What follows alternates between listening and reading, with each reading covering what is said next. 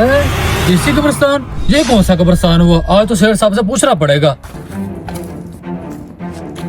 अब ये क्या लिखा हुआ है? फैक्ट्री और कब्रिस्तान में काम करने के लिए हाफिज कुरान की जरूरत है। फैक्ट्री में तो समझ आती है, कब्रिस्तान में कौन सा काम, ऊपर से सिर्फ हाफिज कुरान। ये कौन सा माजरा है?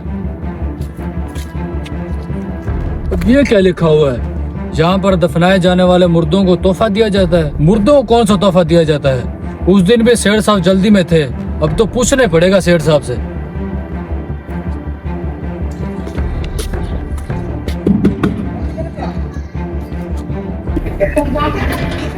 हाँ जी बोले। जी मैंने सेठ अब्दुस्तार साहब से मिलना है। क्या मुलाजमत के लिए आए हैं? अगर आप मुलाजमत के लिए आए हो पहले सुन लें, इधर सिर्फ मुलाजमत हाफिजों को दी जाती है। अगर आप हाफिज हैं तो ठीक है, वरना आप जा सकते हैं। ना अपना टाइम ज़ाया करें ना हमारा करें। लेकिन यहाँ सिर्फ हाफिजों क्यों मुलाजमत दी जाती है, दूसरों क्यों नहीं दी जाती? ये तो सिर्फ सेठ साहब को पता है, मुझे जितना पता था मैंने तुझे बता दिया। लेकिन मैं यहाँ मुलाजमत के लिए नहीं आया, सेठ साहब से मेरी पुरानी जान पहचान है, मैं उनसे मिलने के लिए आया हूँ। अगर आप मुलाजमत के लिए नहीं आए तो पहले ही बता देते, क्यों इतना टाइम ज़ाया किया?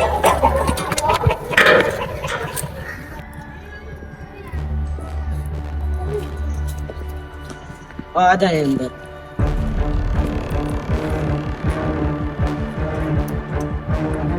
अस्सलाम वालेकुम सेठ साहब, क्या हाल है? वालेकुम सलाम शहजाद साहब, क्या हाल चाल है? ठीक है, आ जाएं, बैठे।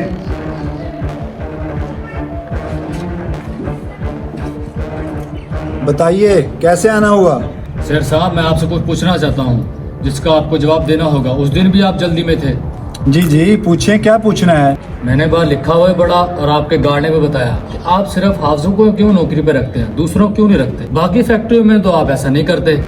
दूसरी फैक्ट्रियों में मुलाजमिन को 15,000 तनख्वाह मिलती है, यहाँ हाफिज कुरान को 20,000 तनख्वाह देते हैं। वो इसलिए कि वो कब्रिस्तान में भी काम करते हैं। कब्रिस्तान में क्या काम करवाते हैं? और तो और आपने वहाँ पे लिख भी दिया है कि इसी कब्रिस्तान, और वहाँ पे ये भी लिखा है कि मैयत को तोहफा दिया जाता है। दुनिया से जाने वाला हर इंसान अपने रिश्तेदारों से उम्मीद लगाए बैठा है। क्या मतलब? दुनिया से जाने वाला हमसे क्या उम्मीद लगा सकता है? जैसे हम दुनिया में एक दूसरे को तोहफे देते हैं, वैसे रूहें भी हमसे तोहफों की उम्मीद रखती हैं। लेकिन हम रूहों को क्या तोहफा दे सकते हैं और किस तरह?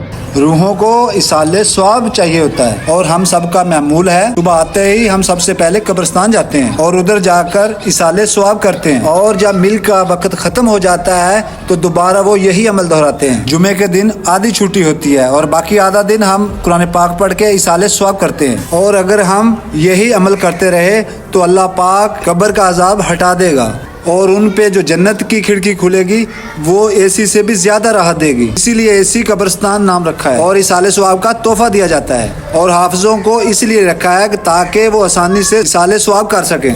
शेर साहब आपने बहुत अच्छा कदम उठाया, अल्लाह आपको अजर दे। बेशक कब्रों में जाने वाले लोग हमसे उम्मीद लगाए बैठे होते हैं, लेकिन अफसोस हद अफसोस कि हम उनको दफनाने के बाद भूल जाते हैं। दोस्तों वीडियो अच्छी लगी हो तो लाइक और शेयर ज़रूर कीजिए। शुक्रिया।